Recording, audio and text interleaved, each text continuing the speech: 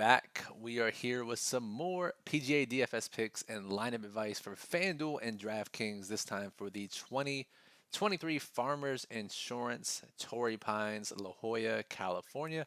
Welcome, I'm Brian Jester, co-founder here at Occupy Fantasy.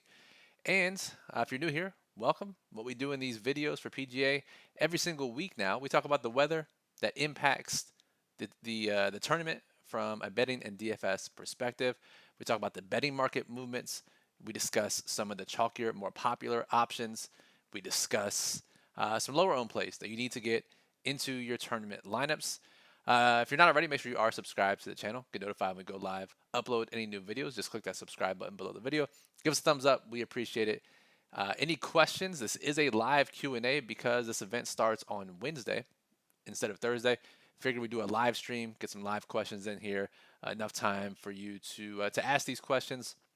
If we pre-record the video, really not enough time for people to digest it properly when the event starts at noon Eastern on Wednesday. So we'll do a live stream. If you have questions here, certainly ask it in the chat box to the right of the YouTube channel. If you're watching this on replay and you have additional questions, the best way to reach us is in our Discord server, occupyfantasy.com/Discord.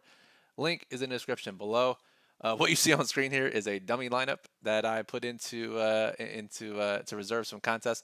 And you'll see John Rahm is in there, so we'll talk about him for sure because he's a major, important factor that we need to consider for our lineups this week. So let's start, of course, with the weather.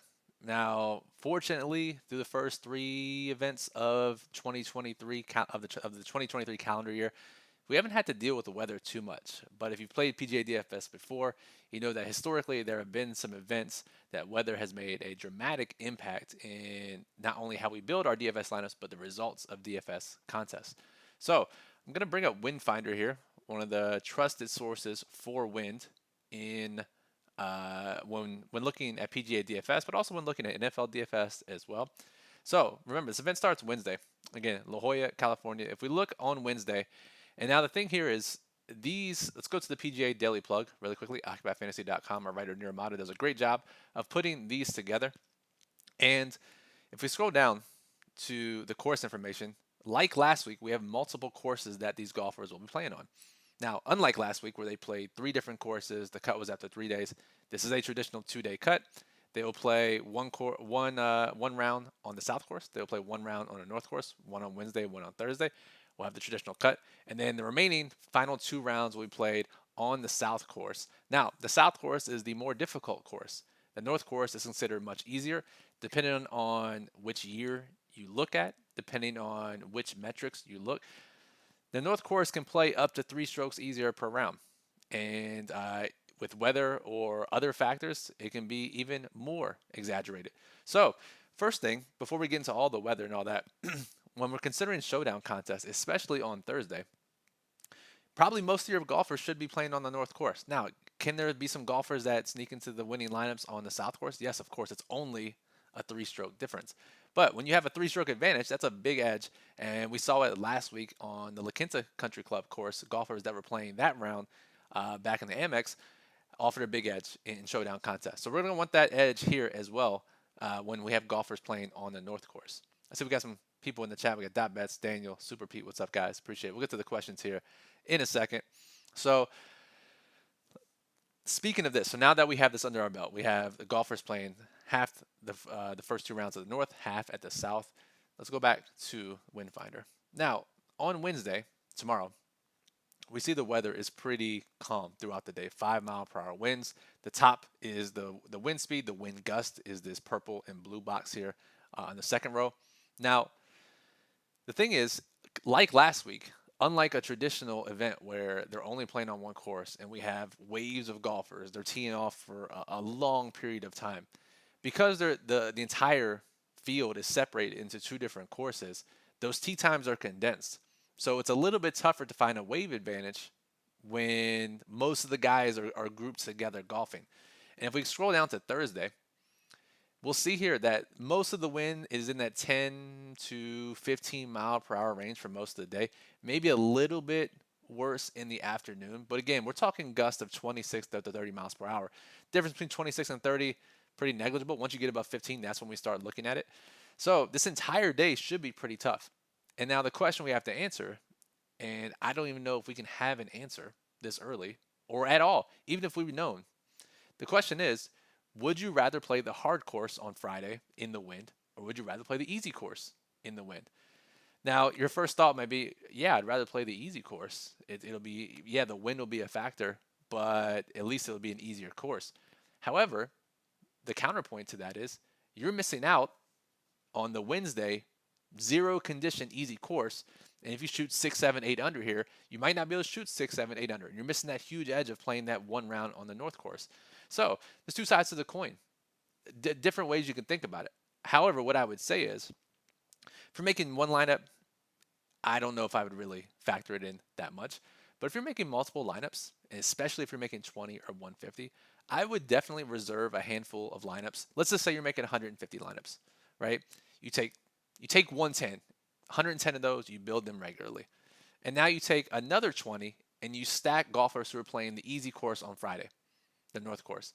You take your other 20 and you stack the golfers who are playing the hard course on Friday. That way, if there is a true wave advantage, and again, because we don't really know how it's going to play out here, it's hard to have a conviction and go all in on one wave. But if there does happen to be an advantage, and oh my God, it turns out that we wanted to play the North course on Friday, or no, we definitely wanted to play the South course on Friday, you'll have a group of lineups that are specifically stacked to that wave. And again, if you're making 3 lineups, maybe do one regularly, one wave stacking Friday North course, the other wave stacking Saturday or South course on Friday. And this is a good reminder as we approach some of these other venues later on in the year, especially some of the majors. When let's go back up here to Thursday, when the wave advantage is either unknown or there is weather, even if it looks like it's a clear advantage for one way, we've seen it in the past, whether it's a delay, whether the forecast changes, whether something changes, and that wave advantage is flipped. And because PGA DFS is a little more advanced now in 2023, people know about wave advantages. The field doesn't do it as much as they should, but especially in higher dollar stuff, you'll still see wave stacks. And if the data tells us that we should wave stack one particular wave, that wave will get all of the wave stacking compared to the opposite. That way, if we equally stack them, or we even just reserve a couple for the opposite, and it flips and we're right, we have a massive advantage over the field. So in a situation like this where it's pretty ambiguous on who gets the edge, I would probably lean towards wanting to play the harder course on Saturday. I mean, on Thursday. Christ, I'm getting the days mixed up because of the early start. Probably want to play the harder course on Thursday and the easier course and get your birdies out of the way on Thursday. And so if I had to stack one, I guess I would go that route. But again, we don't truly know. But it is something to keep in mind and something we should consider when stacking our lineups. So hope that answers your question. If you have any additional questions about the weather, have any ideas you want to throw around, throw them in the chat. Or if you're watching this after the fact, hit us up in Discord. Again, it doesn't start till noon on Wednesday, so we have plenty of time to discuss it. And again, this forecast may change by Wednesday at noon, so let's keep that in mind. Let's see. Super Pete says he likes McNeely and Homa. Yeah, Homa should be the second most popular golfer. He checks a lot of boxes for me as well. McNeely is up there too. Homa should be pretty popular and for good reason. He's right there after Rahm as far as ownership goes. And Daniel says, I've gotten to where I always find a way to fit Rahm in. He's so good. Yeah, man. It's just let's talk about that now. Let's discuss it because that's the big question that we have to answer. Niramata pointed out in the plug. That's the question we have to answer. So let's go back to DraftKings here. The first thing you'll notice when considering Jon Rahm is that he is $1,100 more expensive than the next highest price golfer on DraftKings. That is a big difference, right? And for those of you who have played PGA DFS for a while, you'll remember last year there was the Mexico event. Jon Rahm was a massive favorite. He ended up 50% owned in GPPs. It was a full-fledged event, 50% owned in the largest contest, which is insane to think about. Even in this contest here, in this, how well he's been playing, how everything lines up. We sort by DraftKings projected ownership in our occupied model. We only have him for 35% on DraftKings. FanDuel's a different beast because of the pricing, 54% up there, that's normal. 35% is pretty high. But he was 50% at the Mexico event. Now, that was a big question we had to answer back then. Do you play Rahm or not? Because he was plus 300 or plus 200 or something crazy in the Mexico event. Of course, he won. But the question there was a little different because it was Jon Rahm and then nobody else in the field. No real studs were playing that event. So it made more sense. However, we have guys here that fit this course well, that are less expensive, that aren't coming off a grinding victory on Sunday. If you read his post-event press conference notes, read the transcripts, he talked about how Davis Thompson pushed him. He was grinding all day Sunday. And generally, when you have that grind, it's tough, no matter if you're the best player in the world or not. However, all that is to say, Jon Rahm is playing out of his mind right now. And this is one of the best courses possible for him. Let's look at Jon Rahm's recent results. First, eighth first, fourth first, second.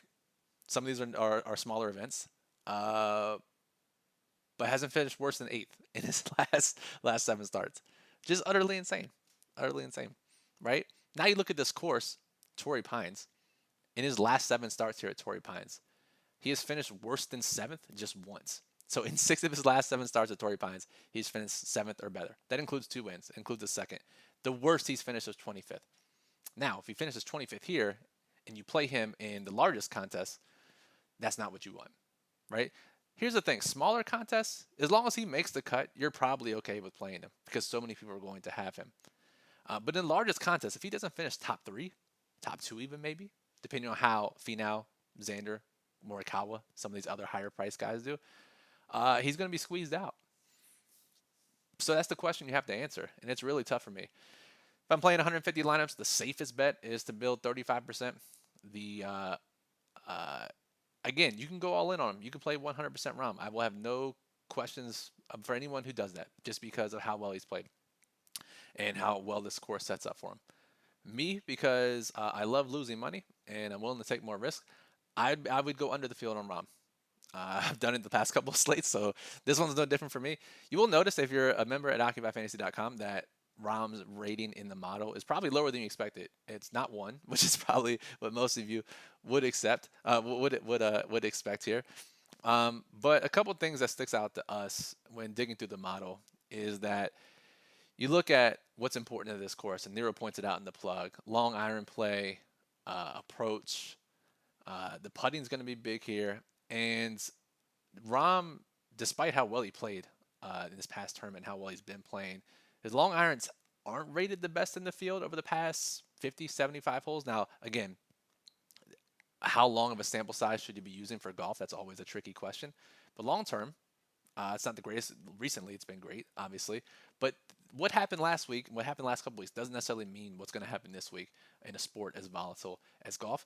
He's also picked up a lot of strokes outside of 15 feet putting, which generally regresses.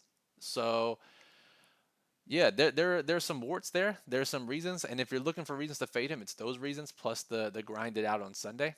But again, I'm not going to be the one to tell you to not play Rahm. If you want to play Rahm, you play Rahm. I get it. It's up to your personal risk tolerance. Just understand that if he finishes outside the top 10, God forbid he misses the cut, you're in just a massive edge in whatever contest you play. So keep in mind, depends on the contest you're playing and depends on your personal risk tolerance. So, all right, that's enough about Jon Rahm. We talked about the most popular player in the field. Let's talk about the betting market some. If you've been watching these videos the first couple of weeks of 2023, you know that we've been looking for these overlap plays. We have 3 to 4 sharp sports books that take really sharp golf action. And we try to line up which golfers' odds to win have improved at all of those sports books. Unfortunately, because it's so early in the week and the odds have only been up for so long, and again, recording this 8 p.m., 8:15 on Tuesday evening, we actually don't have any overlap plays right now. I have a sneaking suspicion that later tonight, tomorrow morning, we will have some overlap plays. So if you're part of the Discord server, I will put those plays in tomorrow. I'll do one final check in the morning. I'll put those in there. But as of right now, we don't have any. We have a couple guys that were hit at a couple books, and we'll talk about them here in a second. Instead, let's just reference the Tuesday update, affectionately known, normally the Wednesday update in the Daily Plug that Niramato comes in. Puts in some additional notes, looks at which golfers are moving at Pinnacle Sports, which is one of the sharper sports books that we monitor. We have a handful of guys here whose odds to win have improved at Pinnacle. Now, if you read other stuff, you may hear that it's difficult for longer shots to win at this event, despite Luke List doing it last year. So it might surprise you to see some of these lower tier golfers get odds to win moves. But these are the guys that we should be targeting in DFS. I mean, guys like Steele, Burmester, Stallings, Pendrith, Woodland, right? All these guys are on the cheaper end of the pricing spectrum. Unfortunately, not many of these guys are on the lower end of ownership. Now, if you've read any of the daily plugs, you've been watching these videos, you know that we want to try to get at least one 5% golfer in our lineups. And that is especially true if you decide to play Rahm in the same lineup this week because so many people are going to have him. The differentiator isn't going to be Rahm. It's going to be whatever sub 5% golfer finishes in the top five. Now, unfortunately, not many of these golfers fit that bill. Most of them are 10% plus. The one that does stick out a little bit is Beau Hossler. He's a guy that almost reached the overlap criteria, has moved at a couple sharp sports books. Let's go to the model really quickly. And we see Beau Hossler, just 5% on DraftKings, 6% on FanDuel. We'll do one final ownership update tomorrow morning. So the numbers you see on screen here aren't finalized. They're ballpark. They should be within a couple percentage points of the final numbers. But we got Hossler under 5%. And this one was interesting to me is Cam Davis checks a lot of boxes too from metrics, model, betting market moves, except recent play. Obviously disappointed last week, was pretty terrible. Hasn't been great to start the year. And now if this was 10 years ago, people wouldn't be playing Cam Davis. Looking at his, let's go to DraftKings and see Davis. And we see that the miscut last week, T32 and Sony, and hadn't played since October before then. People would say, oh, I'm not playing Cam Davis. He's expensive, 8,400. However, he's projected for more than 10% popularity, 10% ownership. So recency bias, not as much of a thing when it comes to people playing projections. So unfortunately, we don't get the ownership right there on Cam Davis. Let's go back here. But the one thing we'll see here, we got moves on Xander. We have a move on Zalatoris. We have a move on Finau. All these guys are up near that pricing range of Jon Rahm. So if those odds to win moves are right and one of those guys win the tournament, Rahm is probably not in the winning lineup. So another little check there for the fade Rahm train if you want to get on it. So all right, let's see here. It's 8:20. We'll be here for about 5 or 10 more minutes. Any questions you have about this event, let me know in the chat. If you're watching this on replay, once again, you can comment on the video. Not sure if we'll be able to get back to you in a timely manner because of the timing of the event. Join our Discord server, occupyfantasy.com/discord. Chat with us, sweat the cutout with us, and yeah, we'll gladly have you in there. So let's go back to the Occupy model, and let's look at projected ownership once again. And if we sort by highest to lowest, we have Rahm and then Homa, who we mentioned a little bit earlier, Xander, Finau, JT, Zalatoris. Jason Day's the other guy who played well on Sunday last week, getting steamed everywhere. I would not be shocked if he ends up being 20% or higher. There's a popular site out there that has him as the cover boy of their article. They sent an email out about him today. Jason Day expected to be popular. See a question in the chat from Travis. What's up, Travis? About Taylor Montgomery, 16%. Yeah, Taylor Montgomery, for those of you who've been following, has been on our overlap list each of the first events this season. Obviously, a great long-distance putter. So, yeah, he's going to be popular. Once again, hard to deny how he's been playing. So let's monitor the line moves. The model is, he's top 30 in the model, so nothing spectacular, but nothing bad either. And yeah, he's in that higher ownership threshold. So the thing is, it's really tough to find 5% guys this week. If you remember last week, when we pulled up the ownership in this video, there's only a handful of guys above 15, not many even above 10. I mean, there's a ton this week in that range. And once you get below 5%, now we're starting to go down here. Neesmith, Palmer, Kevin Yu in the plug last week, in the plug once again this week. Martin Laird is high in the model. Taylor Moore ranks respectably in the model.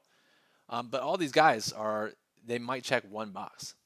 But again, we have to find reasons, and we get questions all the time, whether in Discord or in comments in these videos or in the live streams. It's like, hey, Brian, I kind of like this guy. I read something about him. What do you think?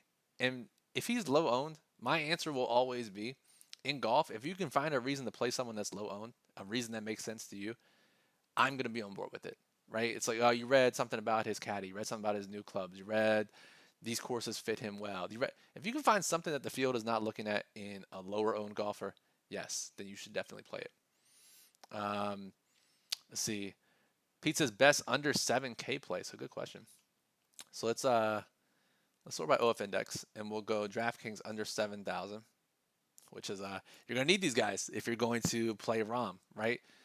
So we got Kevin Streelman. He checks one box, ranks high in the model. So does Taylor Moore. Who else in this range? It's really tough. You look under 7K. The highest owned is Johnny Vegas, who let us down a little bit last week. He's got moves at 2 sharp sportsbooks, not an overlap yet, but we see why people are liking him. 7%. You see the line move at our partner sportsbook, Sugar House in New Jersey. Who else? Anybody else high owned in this group? Schmid finished well last week. What else we got up here? Bramlett 6%, Callum Tarrant 4%. No one else really. We got Carl Yuan 5%. Whew, it's gross down here, dude. I guess I would lean towards Johnny Vegas just because of the line moves. The 7% is not too prohibitive of projected ownership. Anyone else down here? So here's the thing. You're looking for reasons to play, guys, right? This course, if you read the course preview in the Daily Plug from Nirmata, the attributes we want for players on this course: hit it long, hit it straight, hit it long, hit it long. Distance is important to the longest on tour. But greens and regulations is pretty low here because you're hitting it from so far away. So around the green is pretty important, as is familiarity with putting on the West Coast. Guys who grew up on the West Coast, guys who went to college on the West Coast. So if you can find guys who either went to college on the West Coast, grew up on the West Coast, are great around the green but don't necessarily have distance, those are the guys that you should be looking for when it comes to these cheaper options, these lower owned options even. People are going to write them off because they don't have the distance, and that becomes the required characteristic to win and do well at this course. But we've seen guys finish in the top 20. We've seen guys win at this course because they've putted so well on this service and because they've been so great around the greens. So while I don't have an answer for you just now, which guy, find guys that fit that mold, whether it's great grew up on the West Coast, went to college on the West Coast, and or is great around the green. Those are the guys you should be looking for further down the pricing board on DraftKings. Let's see here. Travis asked about a specific lineup. Yeah, we don't answer specific lineup questions, so I can't help you there. Jaeger has gotten some sharp betting movement that we've seen so far. Again, we're going to monitor this throughout the night and into the morning to see if any other golfers stick out. Dot bets, playing 20 max high risk. How many golfers would you have in your player pool? I've had 30 to 33 the first couple tourneys. Not sure if I'm spreading out too thin. Yeah, this is a fantastic question. So if you're playing 150, we see, if you go to Fantasy Labs or you download the lineups yourself, you do your own research, you'll see anywhere from 25 golfers in a 150 Masters player pool up to 100. There are guys like, let's see, I'm trying to think here. There are some guys who literally will play 25 golfers.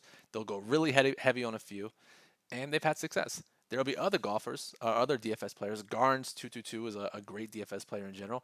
He's a simulator, a guy who runs simulations, and he'll have 100 golfers in his.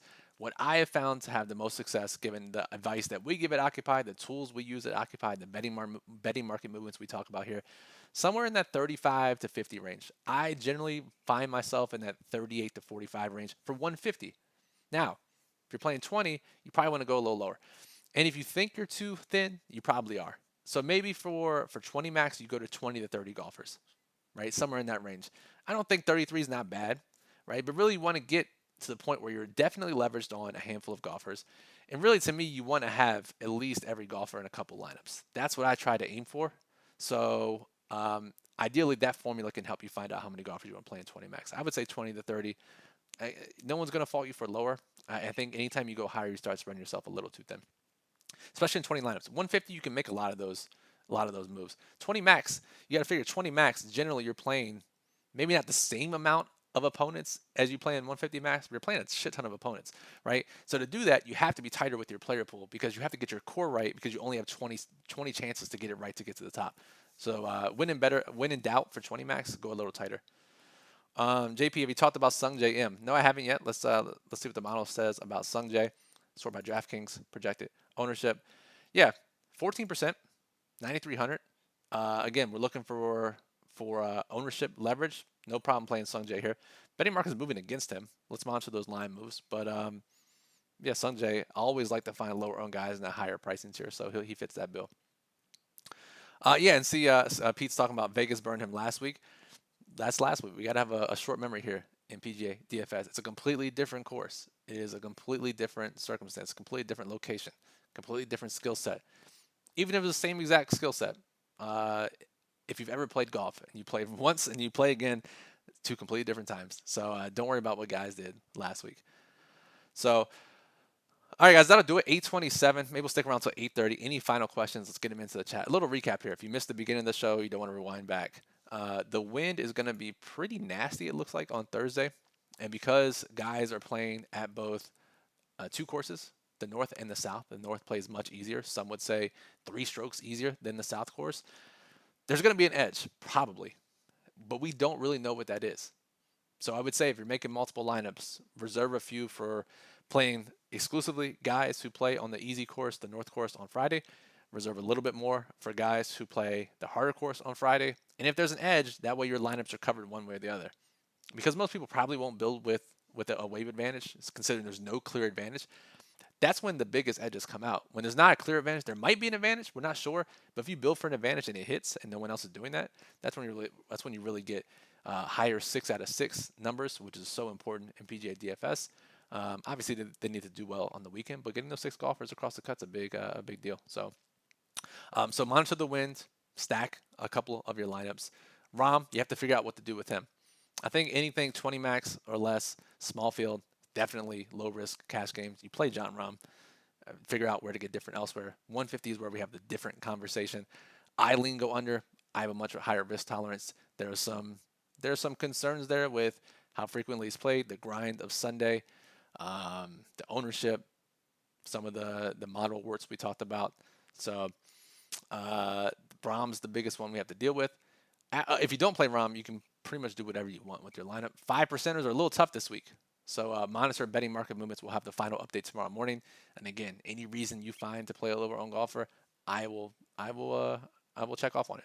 I believe in you. So Caleb Surratt, Monday qualifier. Heard anything on him? Now, I'm not nearly as invested as Nirmata is. Ask him in our Discord. He knows every single golfer. Now, if this is football, you ask me, I'll know everything about him. I don't know much about Caleb Surratt other than his model inputs, and he's not going to pop in the model given what we looked at. I know he's an amateur. Ask Nirmata in our Discord later. He'll have a much more refined answer than I did. So, all right, that'll do it. Appreciate you listening. As always, if you made it this far, make sure you are subscribed to the channel. Get notified when we go live, upload these videos normally every Wednesday. But if there's a Wednesday start for some reason, we'll do it on Tuesday. Give us a thumbs up. We'd appreciate that. A like helps us out, helps others find the video, lets us know to continue making PGA DFS videos. And any questions, again, if you missed it here live, join our Discord server, occupifantasy.com/Discord. Chat with us, other members of the community. You saw the daily plug on screen. Has Nirmata's top plays. Remember, more than 2,500. Now it's like more than 2,700 fantasy points above expectations for his picks since he started writing the plug a couple years ago. The lineup construction tips, I believe, are invaluable and important for PGA DFS that he writes up every single week, so make sure you check that out. The model, the final ownership run will run probably early tomorrow morning. And then in the Discord later, I will put in any last-minute betting market moves. And our lineup builder, super important. All these rules we're talking about, all the player pool stuff, the builder can handle that for you. OccupyFantasy.com/lineup builder. Go check it out. All right, guys, thanks for listening live. We appreciate you, and good luck at the Farmers Insurance.